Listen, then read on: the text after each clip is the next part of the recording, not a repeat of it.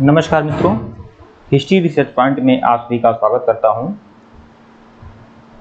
Bihar TGT और PGT से संबंधित नोट्स तैयार हो चुका है और वह नोट्स आप लोग को दिखा रहा हूं। नोट्स भी तैयार हो चुका है बिहार टीजीटी पीजीटी इतिहास का, और साथ ही साथ आप लोग को इसका लेक्चर्स वीडियो दिया जाएगा और प्लस उसके नोट्स भी आप लोग को उपलब्ध कराए जाएंगे। तो पीजीटी इतिहास की तैयारी जो भी लोग करना चाहते हैं और साथ ही साथ टीजीटी सोशल साइंस में जिनका सब्जेक्ट हिस्ट्री है, तो पीजीटी कंप्लीट आपकी तैयारी कराई जाएगी। साथ ही साथ टीजीटी सोशल साइंस में हिस्ट्री पूरा कंप्लीट कराया जाएगा तैयारी। और यह जो भी नोट्स आप लोग को मिल रहे हैं, यह एनसीईआरटी, एससीईआरटी और दिल्ली यूनिवर्सिटी, इग्नू आदि के महत्वपूर्ण तथ्यों पर आधारित ये नोट्स हैं। ठीक है, इन सभी नोट्स में बहुत सारी पुस्तकों का सहारा लेकर एनसीईआरटी, एससीईआरटी, डीयू और इग्नू के महत्वपूर्ण तथ्यों पर आधारित यह पूरा का पूरा नोट्स रहेगा आप लोग का। और अगर आप इस सारे नोट्स को फॉलो करते हैं तो बीपीएससी, टीजीटी और पीजीटी में बेहतरीन परिणाम आपको देखने को मिलेंगे। तो हम सिर्फ और सिर्फ हिस्ट्री का मटेरियल दे रहे हैं।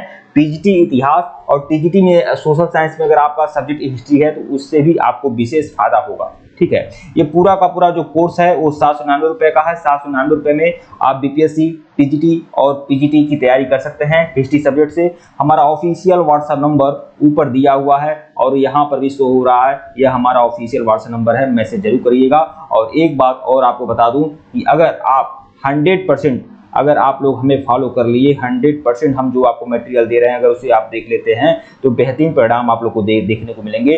और यह जो पूरे नोट्स हैं, ये बीपीएससी, टीजीटी और पीजीटी का जो कंप्लीट नोट्स है, लेक्चर्स वीडियो है, ये पूरा का पूरा कोर्स 799 रुपए का है। आइए शुरुआत करते हैं।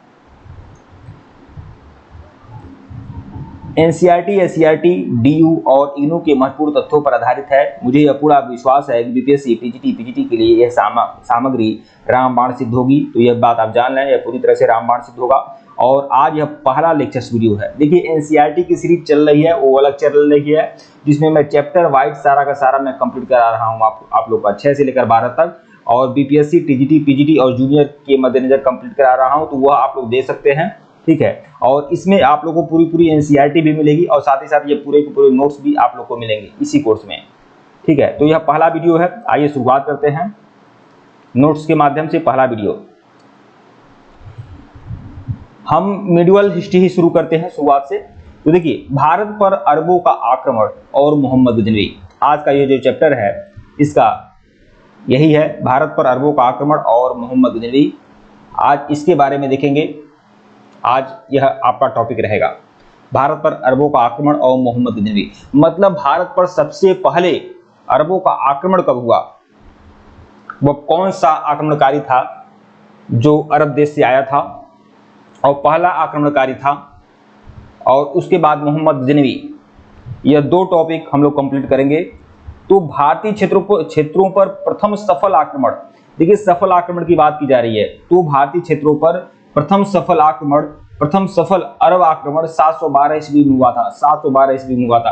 तो देखिए, ऐसी बात नहीं है कि अरबों का आक्रमण मोहम्मद बिन कासिम के नेतृत्व में जो हुआ वह पहली बार हुआ था। इसके पहले भी अरबों के आक्रमण हुए थे, लेकिन अरबों के ज्यादातर आक्रमण विफल हो गए। लेकिन पहली बार अरबों का आक्रमण सफल हुआ था, वह मोहम्मद बिन कासिम के नेतृत्व में, और 712 में अरबों ने आक्रमण किया था मोहम्मद बिन कासिम के नेतृत्व में भारत पर। ठीक है, और यह किस क्षेत्र पर आक्रमण किया गया था, तो सिंध पर। उस समय सिंध का शासक कौन था, राजा दाहिर जो था उस समय सिंध का शासक था। तो मोहम्मद बिन कासिम ने 712 ईस्वी पर सिंध पर आक्रमण किया था और उसमें सिंध का शासक राजा दाहिर था। तो राजा दाहिर से बहुत ही भयानक युद्ध होता है और मोहम्मद बिन कासिम का। और मोहम्मद बिन कासिम, यहाँ सबसे पहले एक प्रश्न यह भी आता है कि मोहम्मद बिन कासिम ने जब सिंध पर आक्रमण किया और सिंध पर जीत हासिल की, तो सबसे पहले उसने यहाँ पर जजिया कर लगाया। तो प्रश्न यह आ जाता है कि भारत में सबसे पहले जजिया कर किसने लगाया था, तो मोहम्मद बिन कासिम ने लगाया था। कहाँ लगाया था, तो सिंध में लगाया था। तो जब 712 ईस्वी में वह अधिकार कर लेता है सिंध पर और राजा दाहिर को मार देता है, और उसके बाद यहाँ पर वह जजिया कर लगाता है सिंध में। तो सबसे पहले जजिया कर कहाँ लगाया गया था, तो सिंध में लगाया गया था। मोहम्मद बिन कासिम ने लगवाया था। तो सबसे पहला यह सफल आक्रमण था। ठीक है, सफल आक्रमण। बल्कि उसके पहले बहुत सारे आक्रमण अरबों के द्वारा हुए थे, लेकिन वह विफल हो गए। ठीक है। तो 712 ये डेट ईयर जरूर याद रखिएगा, और उसमें सिंध का शासक राजा दाहिर था, यह भी ध्यान रखिएगा, और जजिया कर इसने सबसे पहले लगाया, यह भी याद रखिएगा। एक बात और आप लोगों से कह दूं, जितने भी लोग देख पा रहे हैं, सुन पा रहे हैं, ये कोर्स बिल्कुल ले लीजिएगा, पूरा का पूरा नोट्स आपको मिलेगा, और यह अन्य आगामी परीक्षाओं में भी यह काम देगा, ध्यान रखिएगा आप लोग, ठीक है। इसके बाद अरबों ने मीर कासिम के नेतृत्व में मुल्तान पर 713 में, देखिए जब मोहम्मद बिन कासिम ने सिंध जीत लिया 712 ईस्वी में, तब उसने 713 में कहाँ क्या जीत हासिल की? मुल्तान, ठीक है।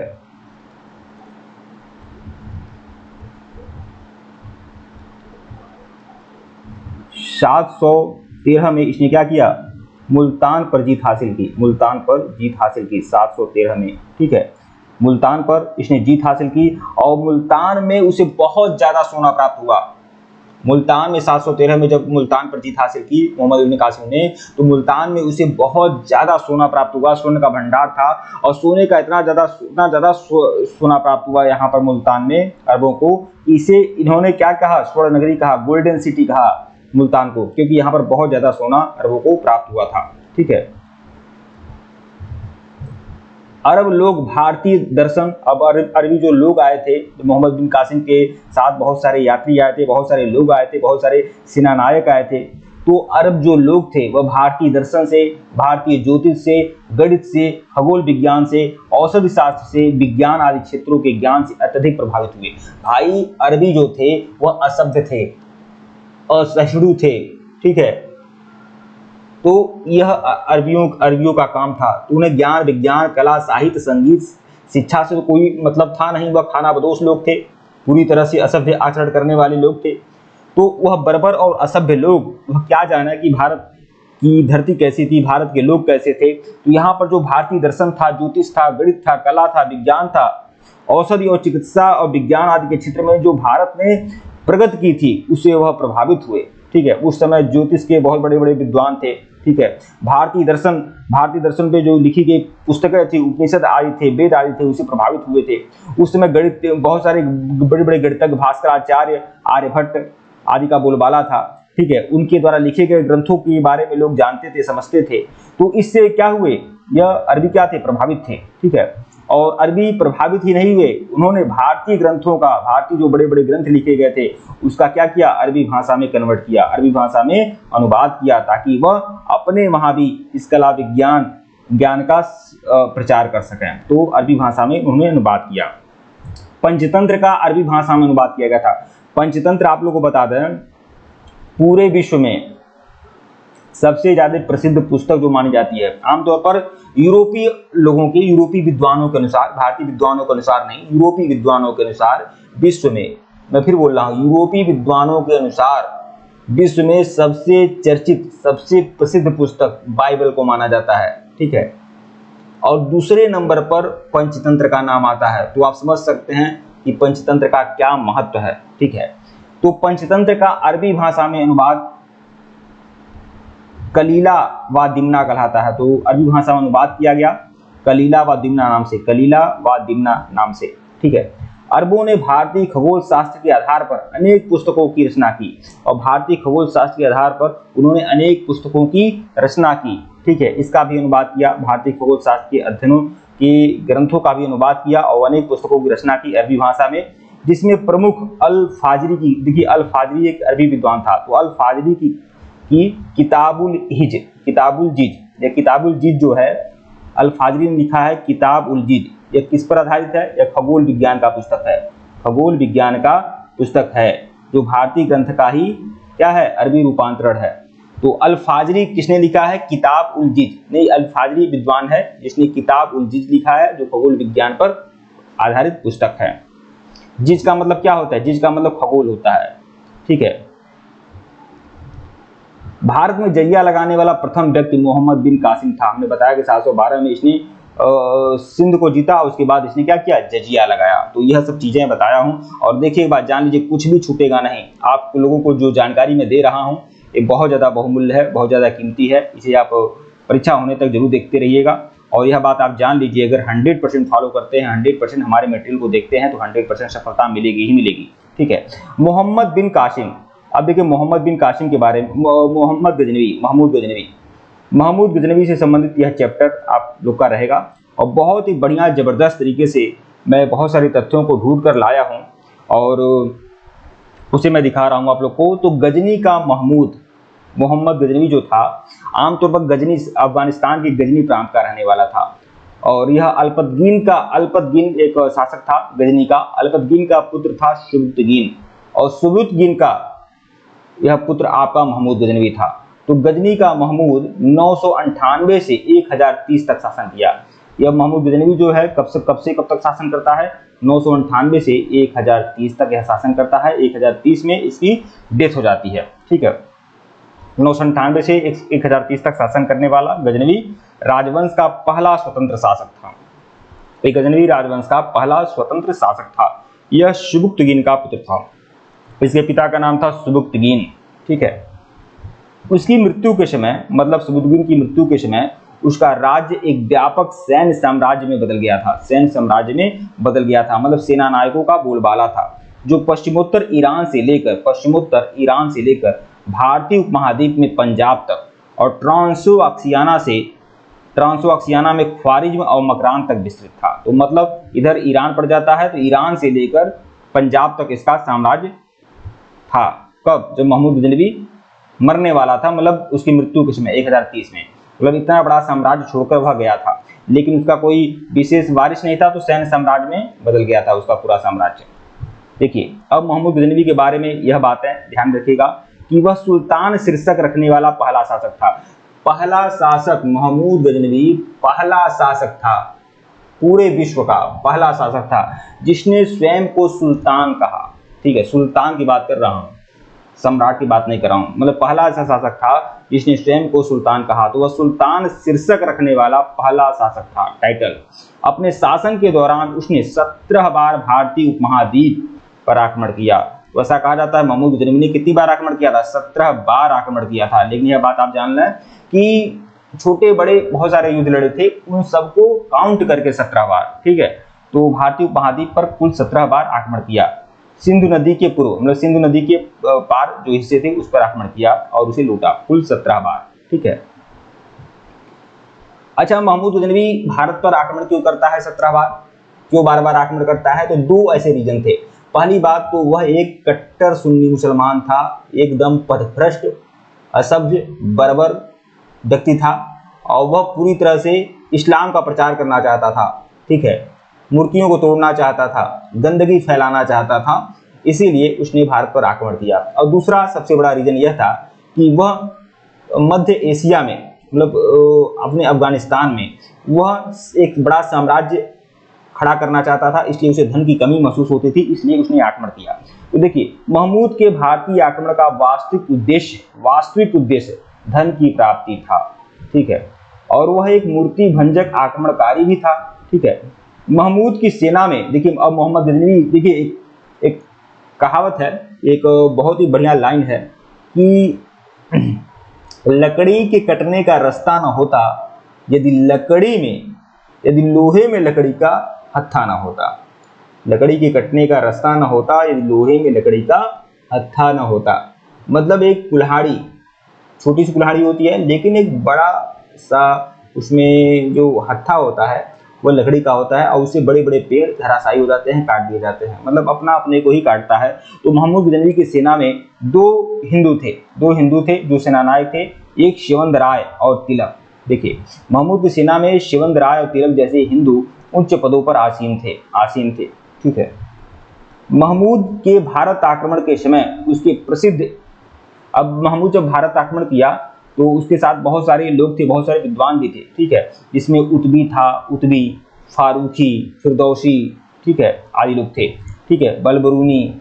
ठीक है, तो देखिए महमूद के भारत आक्रमण के समय उसके प्रसिद्ध इतिहासविद, गणितज्ञ, भूगोलवेत्ता, खगोल और दर्शन शास्त्र के ज्ञाता तथा किताबुल हिंद का लेखक अल-बरूनी भारत आया था।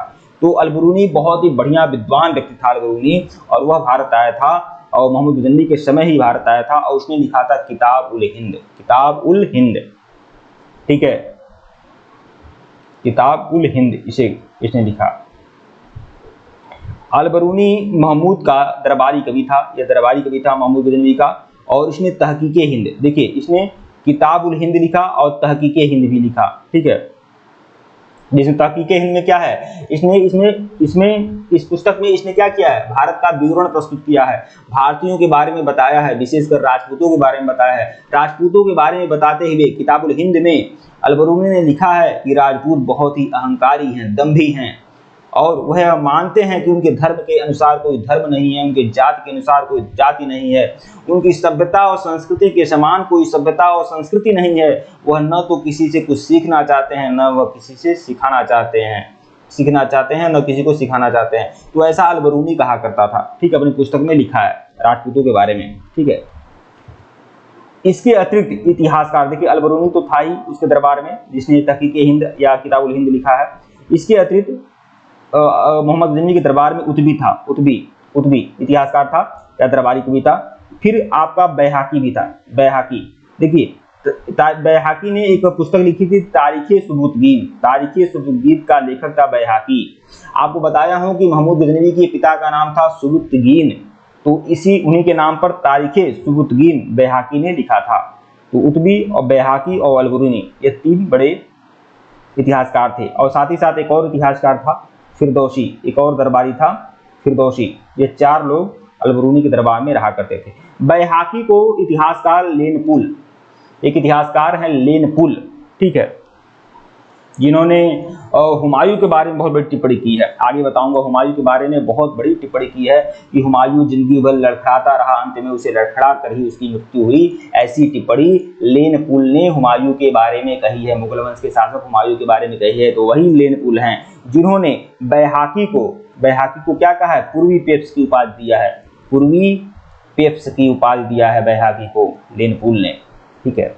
देखिए यह आप लोगों के लिए कितना बढ़िया मटेरियल मैं खोज कर लाया हूं। ये जो मटेरियल आप लोग को दे रहा हूं, यह जो तथ्य आपको दे रहा हूं, यह बेजोड़ है, ताबड़तोड़ है, रामबाण है। ध्यान में रखिएगा आप लोग, ठीक है। चाहे आप कितनी पुस्तकें पढ़ लें, खंगाल लें, अगर इसे आप फॉलो करते हैं तो बेहतरीन परिणाम आप लोग को देखने मिलेगा। गजनवी के प्रमुख आक्रमण, अब देखिए महमूद गजनवी के प्रमुख आक्रमण के बारे में बता रहा हूं। जैसा कि हमने बताया है कि महमूद गजनवी ने कुल 17 बार आक्रमण किया है, कुल 17 बार आक्रमण किया है महमूद गजनवी ने, ठीक है। अच्छा, महमूद गजनवी ने कुल 17 बार आक्रमण किया है। इसके बारे में जो 17 बार आक्रमण किया है तो इसे काउंट किसने किया, ठीक है। इसके बारे में सबसे पहले किसने कहा कि महमूद गजनवी के द्वारा 17 बार आक्रमण किया गया है, इस तथ्य की पुष्टि किसने की? तो सबसे बड़ी बात आप जानना, एक इतिहासकार थे सर हेनरी इलियट, और सर हेनरी इलियट ने ही सबसे पहले महमूद गजनवी के 17 आक्रमणों का वर्णन किया है और उसे सही प्रमाणित किया है कि महमूद गजनवी ने कोई छोटा बड़ा कुल मिलाकर 17 बार आक्रमण किया है। हेनरी इलियट ने यह बातें कही है। जैसे कि हमने बताया कि महमूद गजनवी का जो शासन है वो 998 से लेकर 1030 तक चलता है, ठीक है। तो 999 में महमूद गजनवी सिंहासन पर बैठा, 998 या 999 में महमूद गजनवी सिंहासन पर बैठा, तो उसने प्रत्येक वर्ष भारत पर आक्रमण करने की प्रतिज्ञा ले ली। मतलब सबसे पहले बार जब 999 में शासक गद्दी पर बैठा, तो उसने सोचा कि वह प्रति वर्ष भारत पर आक्रमण करेगा। क्यों प्रति वर्ष भारत पर आक्रमण करेगा? क्योंकि वह भिखमंगा है, भीख मांगता है, उसके पास कुछ नहीं है, ठीक है। उसके देश में कुछ है ही नहीं, उसके पास समृद्धि नहीं है, उसके पास आर्थिक व्यवस्था नहीं है। इसीलिए वह स्वयं को मजबूत बनाने के लिए, अपनी भूखी नंगी जनता का पेट भरने के लिए या अपने उद्देश्यों की पूर्ति के लिए वह भारत पर आक्रमण करना चाहता है, ठीक है। इसीलिए उसने विचार किया कि वह भारत पर प्रति वर्ष भारत पर आक्रमण करेगा और ऐसी उसने प्रतिज्ञा ले ली। इसने भारत पर कितनी बार आक्रमण किया है यह स्पष्ट नहीं है, ठीक है। ये सबसे पहले हेनरी इलियट इतिहासकार हैं, इन्होंने सबसे पहले 17 बार आक्रमण की पुष्टि किया है कि महमूद गजनवी कुल 17 बार आक्रमण करता है।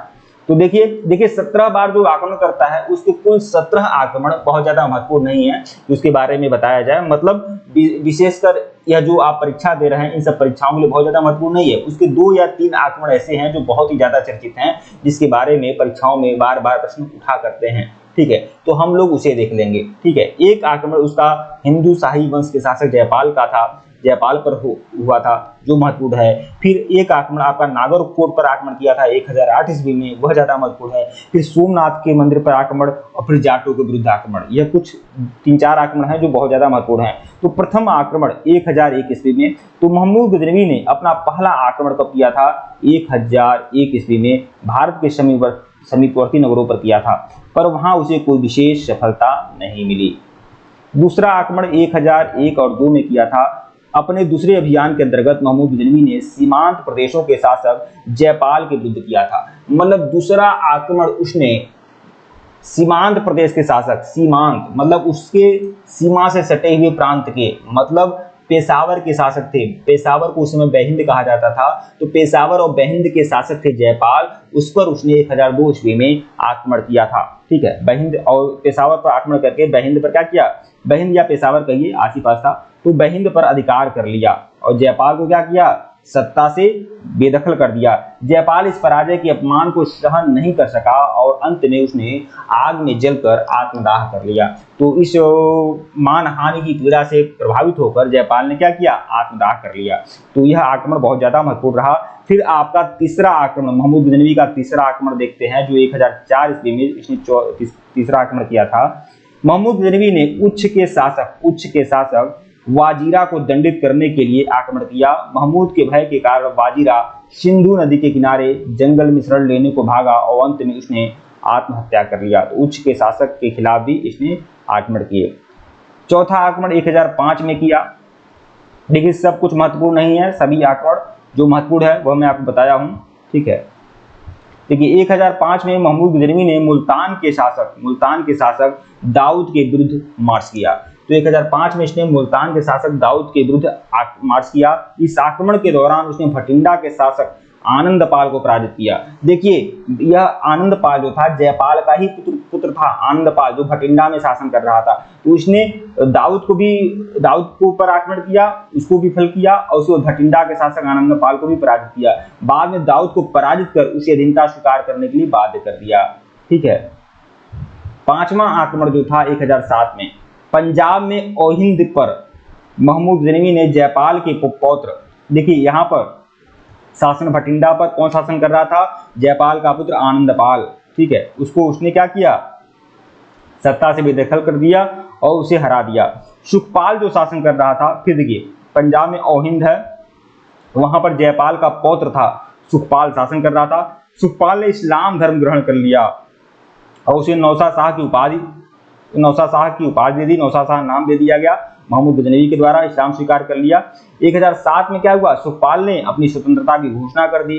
महमूद गजनवी ने ओहिंद पर आक्रमण किया और नौसा शाह को क्या किया? बंदी बना लिया। ठीक है, छठवां आक्रमण देखिएगा। छठवां आक्रमण बहुत ज्यादा महत्वपूर्ण है। महमूद ने 1008 ईस्वी में अपने अभियान के अंतर्गत आनंदपाल को पराजित कर दिया और बाद में उसने कांगड़ी पहाड़ी में स्थित नागरकोट पर आक्रमण कर दिया। इस आक्रमण में महमूद को अपार धन की प्राप्ति हुई थी। मतलब नागरकोट पर जो महमूद गजनवी ने आक्रमण किया था 1008 ईस्वी में। ठीक है, 1008 ईस्वी में नागरकोट पर आक्रमण किया था। सातवां आक्रमण जो महमूद गजनवी का था 1009 में। इस आक्रमण के अंतर्गत महमूद गजनवी ने अलवर राज्य के नारायणपुर पर विजय प्राप्त की थी।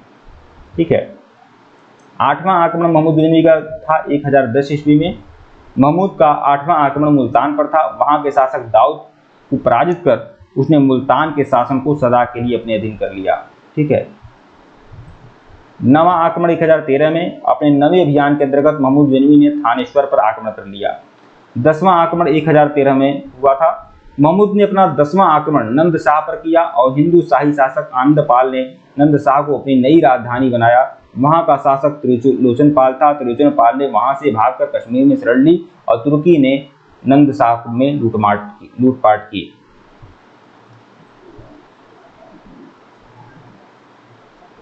अभी मैं इसका रिवीजन करा दूंगा। जो 3-4 आक्रमण बहुत ज्यादा महत्वपूर्ण हैं उसे आप बस देखिएगा, सबका जरूरत नहीं है, लेकिन बस लिखा हुआ तो मैं बता दे रहा हूँ आप लोग को। ठीक है, 12वां आक्रमण 1018 में हुआ था। इसे आप अच्छे से पढ़ लीजिएगा, या नोट्स में आप लोग को सब कुछ दे दूंगा। ठीक है, 16वां आक्रमण जो बहुत ज्यादा महत्वपूर्ण रहता है 1025 में, और यह जो 1025 में जो आक्रमण था यह गुजरात के सोमनाथ पर था। ठीक है, सोमनाथ मंदिर पर। 16वां आक्रमण 1025 में हुआ था। 16वीं अभियान में मोहम्मद ने सोमनाथ को अपना निशाना बनाया। इसके सभी अभियानों में अभियान सर्वाधिक महत्वपूर्ण था। सोमनाथ पर विजय प्राप्त करने के बाद उसने वहां के प्रसिद्ध मंदिरों को तोड़ दिया और अपार धन प्राप्त की। यह मंदिर गुजरात में समुद्र तट पर अपनी अपार संपत्ति के लिए प्रसिद्ध था। इस मंदिर को लूटते समय महमूद ने लगभग 50,000 ब्राह्मणों और हिंदुओं का कत्ल कर दिया और पंजाब के बाहर किया गया महमूद का यह अंतिम आक्रमण था, मतलब पहला अंतिम आक्रमण था। ठीक है, 17वां आक्रमण देखेंगे। 17वां आक्रमण 1027 में हुआ था, सबसे लास्ट। यह मोहम्मद गजनवी का अंतिम आक्रमण था। यह आक्रमण सिंध और मुल्तान के तटवर्ती क्षेत्रों के जाटों के विरुद्ध था। मतलब जाटों के विरुद्ध मोहम्मद गजनवी ने कब आक्रमण किया था? 1027 में। और इसमें क्या हुए? जाट पराजित हुए। ठीक है, तो 1001 में मोहम्मद गजनवी ने किसके विरुद्ध आक्रमण किया था? जयपाल के विरुद्ध आक्रमण किया था। 1008 में नागरकोट पर आक्रमण किया, नागरकोट पर आक्रमण किया। फिर 1025 में सोमनाथ मंदिर पर आक्रमण किया। ठीक है, और 1027 जो सबसे आखिरी आक्रमण था वह जाटों के विरुद्ध था, जाटों के विरुद्ध था। ठीक है, ये 4 आक्रमण बहुत ज़्यादा महत्वपूर्ण हैं आप लोगों के लिए। ठीक है मित्रों, वीडियो को लाइक और चैनल को सब्सक्राइब करेगा, टेलीग्राम बिल्कुल ज्वाइन करेगा, लिंक डिस्क्रिप्शन में दिया गया है। इसके पहले का वीडियो नहीं देखे हैं तो प्लेलिस्ट में जाइएगा और बीपीएससी टीजीटी पीजीटी हिस्ट्री के नाम से प्लेलिस्ट बनी हुई है, प्लेलिस्ट में जाइएगा, सभी वीडियो को देखिएगा। यह हमारा ऑफिशियल व्हाट्सएप नंबर है और इस पर मैसेज जरूर करिएगा। केवल 799 रुपये में कंप्लीट कोर्स आप लोग को मिलेगा, कंप्लीट कोर्स मिलेगा टीजीटी पीजीटी हिस्ट्री बीपीएससी। ठीक है, ओके मित्रों, वीडियो को लाइक और चैनल को सब्सक्राइब करेगा। धन्यवाद आप लोग को।